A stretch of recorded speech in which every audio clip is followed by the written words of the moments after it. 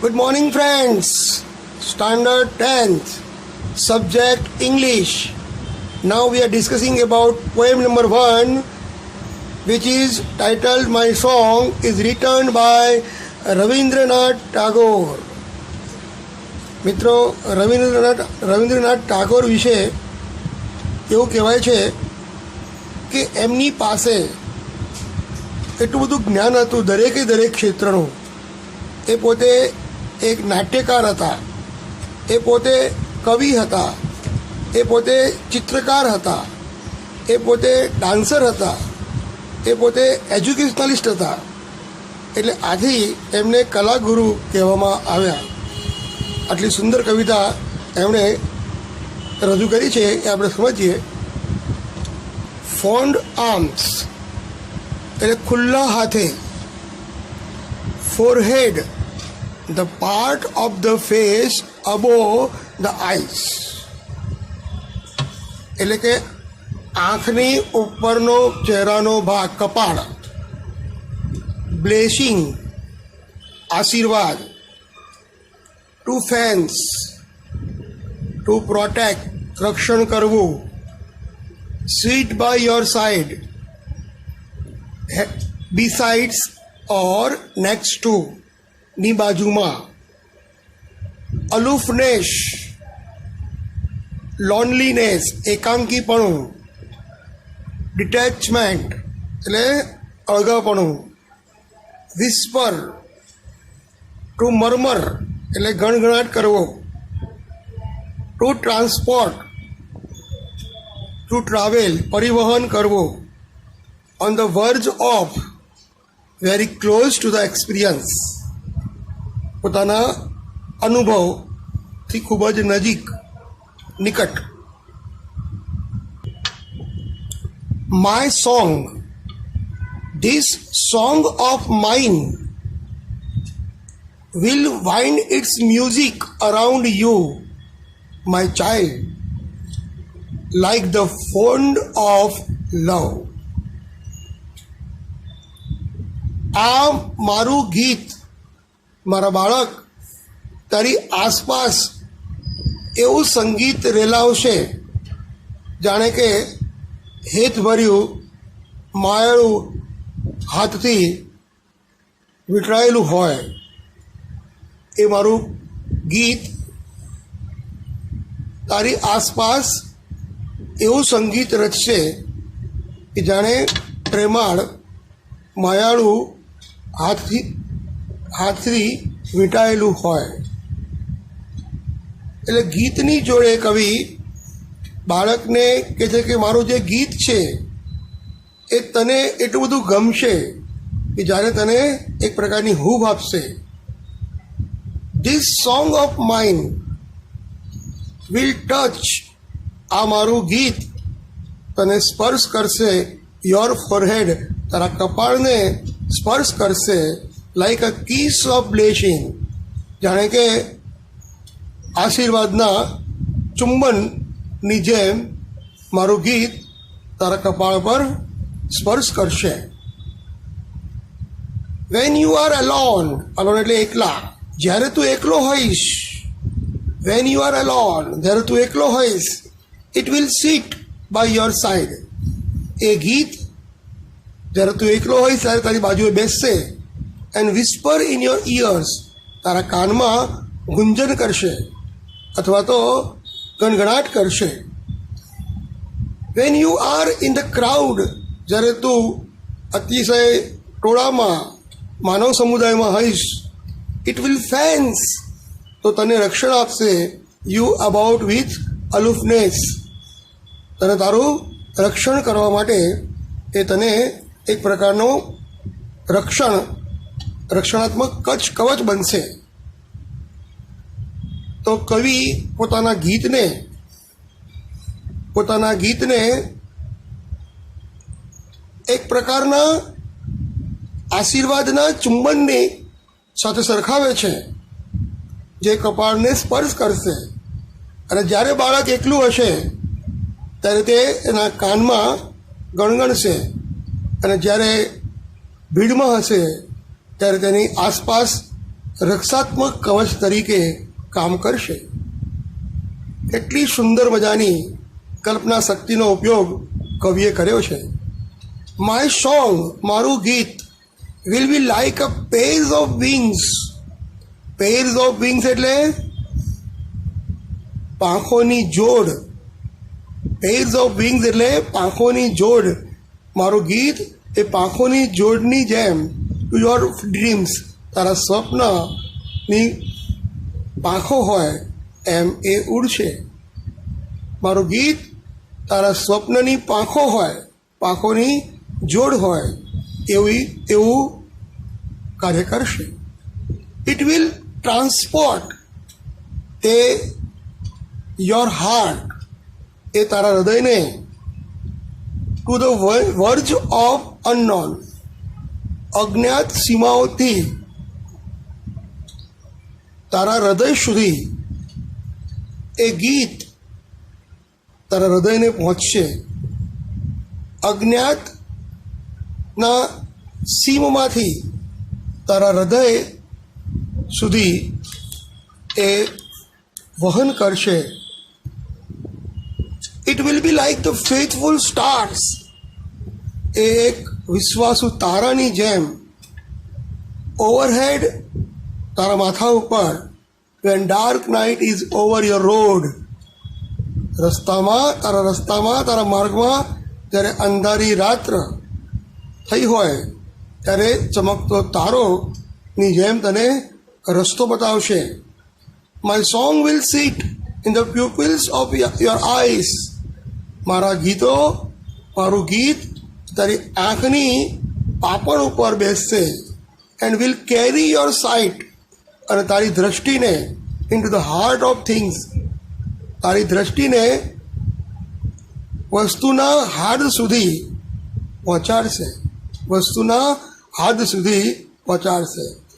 And when my voice is silent in death, અને જ્યારે આ દુનિયામાં હું નહીં રહું, જ્યારે મૃત્યુ મારું થશે.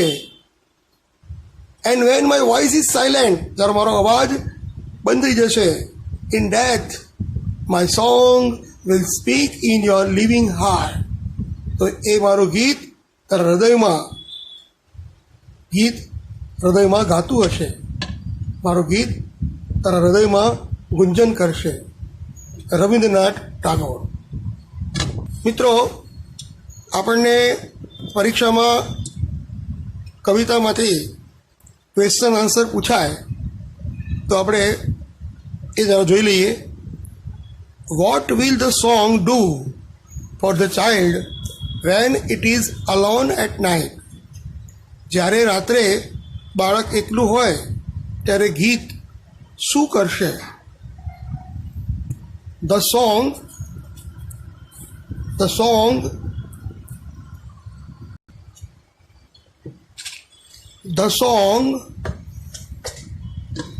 will sit by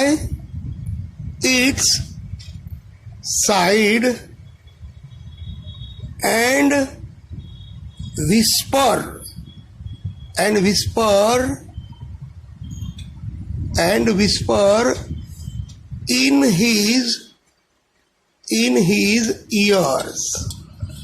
in his ear. The song will sit by its side. ગીત એની બાજુમાં બેસશે અને એના કાનમાં ગણગણાટ કરશે.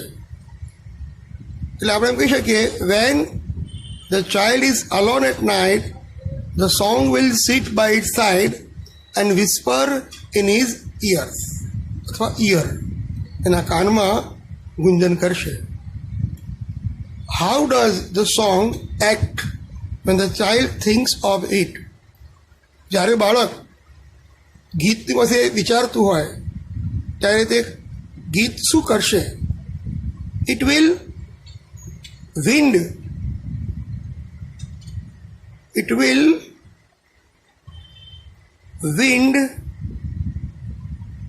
its music round the child round the child like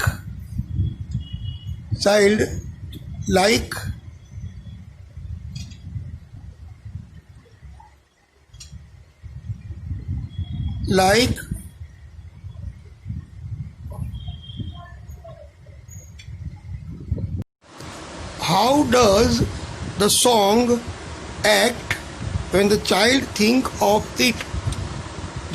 જ્યારે બાળક ગીત વિશે વિચારતું હોય ત્યારે ગીત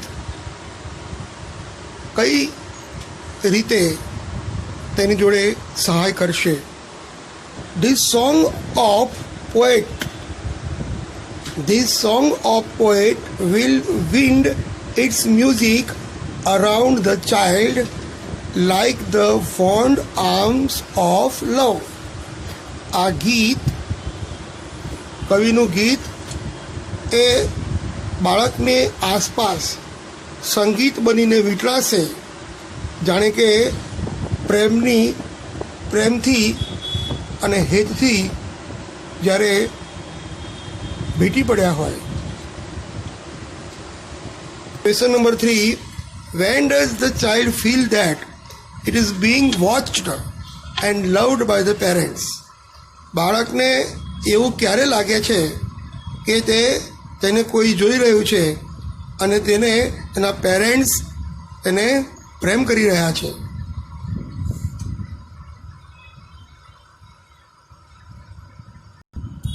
Answer number 3. When the child is alone, જ્યારે બાળક એકલું હશે, it will sit by its side, એની બાજુએ બેસશે, and whisper in its ears, અને એના કાનમાં ગણગણાટ કરશે. When he watch in the crowd અથવા he is in the crowd, it will fence the child about with aloofness.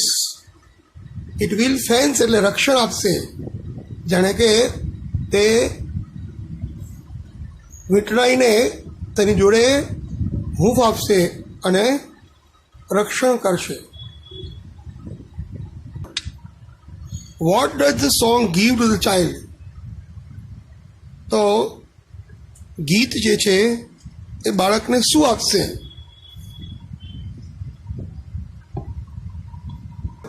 The poet's song will be like a pair of wings to his dreams. It will transport his heart to the verge of unknown. It will transport his heart to the verge of unknown. His song, કવિનું ગીત, will be like a pair of wings to your dream. એના જ્યારે સ્વપ્નના પાંખ હોય એવી રીતે ગીત એ સ્વપ્નના પાંખ બનશે, and it will transport your heart to the verge of unknown. અજ્ઞાત સીમાઓથી એના હૃદય તરફ એ વહી જશે અથવા તો ઉડી જશે. Number 5. Find out the synonyms of vision. Vision means sight, SIGHT, sight, and lonely means alone. Lonely means alone. Vision એટલે દ્રષ્ટિ, અને સાઇટ એટલે પણ દ્રષ્ટિ. લોનલી એટલે એકાંકી, અને અલોન એટલે પણ એકાંકી.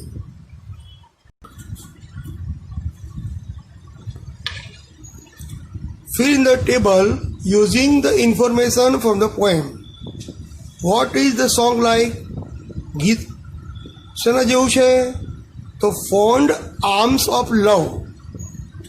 Fond arms of love, પ્રેમથી વીંટળાયેલા હાથ.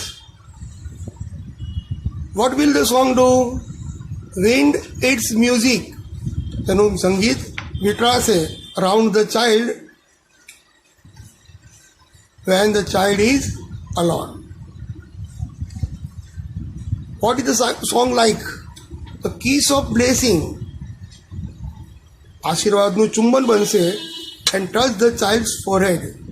બાળકનો કપાળને સ્પર્શ કરશે. Van the child is alone. Pairs of wings. કવિ ગીતને પાંખોની જોડ બનાવે છે. Fulfil the childs dreams. બાળકના સ્વપ્ન પૂરા કરશે. The song is like faithful star in the sky. આકાશમાં એક ઝગમગાટ તારા જેવો ગાઈડ ધ ચાઇલ્ડ. બાળકને માર્ગદર્શન આપશે. Van it is in a trouble. જ્યારે મુશ્કેલીમાં હશે ત્યારે એને સહાય કરશે. C3. Tick mark the sentence nearest in the meaning. નજીકનો મિનિંગ દર્શાવતો વાક્ય શોધો. તમને એક વાક્ય આપેલું છે, જુઓ. The song will B like faithful star. ગીત એ એક ખૂબ જ વિશ્વાસુ તારો જેવું હશે. The song will B a star that will guide the child. The song will be star. ગીત એ એક તારો બનશે અને બાળકને સહાય કરશે, માર્ગદર્શન આપશે. Like the fond of arms of the love means. પ્રેમથી હાથો વડે ભેટી પડવું એનો અર્થ આર્મ્સ એટલે કે હાથ દેટ વુડ હગ ધ ચાઇલ્ડ. હાથ કે જે બાળકને ભેટી પડશે with love and comfort.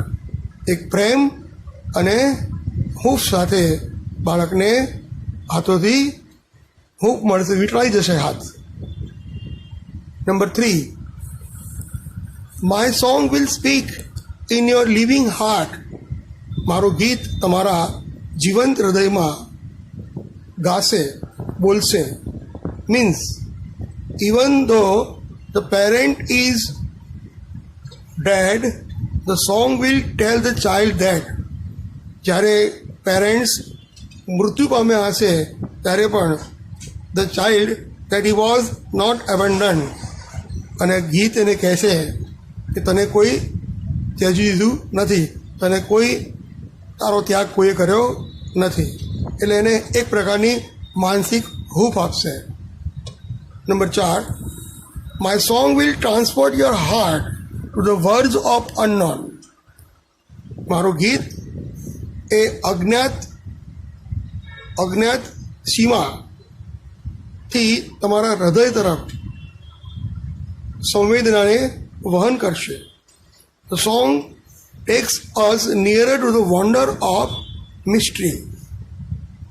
The song takes us nearer to the wonder of mystery.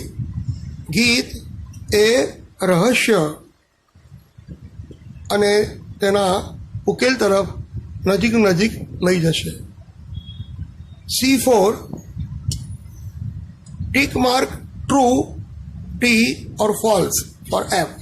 ખરું હોય તો T, ખોટું હોય તો F લખો.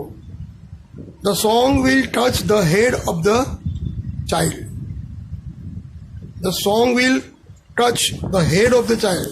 The song will touch the forehead. Head નથી એટલે statement is false. The child will be taken care of by the song. ગીત દ્વારા બાળકની કાળજી લેવાશે. When the child is alone. જ્યારે બાળક એકલું હશે. ટ્રુ. જ્યારે બાળક એકલું હશે ત્યારે ગીત એ તેની સંભાળ લેશે. The song will whisper into the ears of child. બાળકના કાનમાં ગીત ગુંજન કરશે. એ પણ સાચું છે, true. The song will be guiding star. ગીત એ માર્ગદર્શનરૂપ તારો બનશે. When the dark day is over. જ્યારે અંધકારમય દિવસ હશે. The child's path. બાળકના માર્ગમાં અંધકારમય રસ્તો હશે તો એ વખતે તારો એ બાળકને માર્ગદર્શન આપશે. True. The statement is true. સાચું છે. વેન ધ પેરેન્ટ્સ ડાય. જ્યારે પેરેન્ટ્સ મૃત્યુ પામશે there is a place for them in the child's heart. તો છતાં પણ બાળકના હૃદયમાં તેમનું સ્થાન હંમેશા રહેશે. The statement is true. વાક્ય સાચું છે. તો મિત્રો, આજે આપણે સુંદર મજાની કવિતા લીધી. એ કવિતાને 2 વાર તમે સમજો, કેમ કે અહીંયા એનો ગહન અર્થ છે, એને સમજવો પડે, ઊંડાણથી સમજવું પડે, અને તમને માર્ક તમને અપાવે. એટલે કવિતામાં એક પ્રકારનો આનંદ મળે અને જ્ઞાન મળે, એ બંને. હવે આવતા લેક્ચરમાં આપણે થોડા ગ્રામરના મુદ્દાઓનો અભ્યાસ કરીશું. See you again in the next lecture. Bye bye.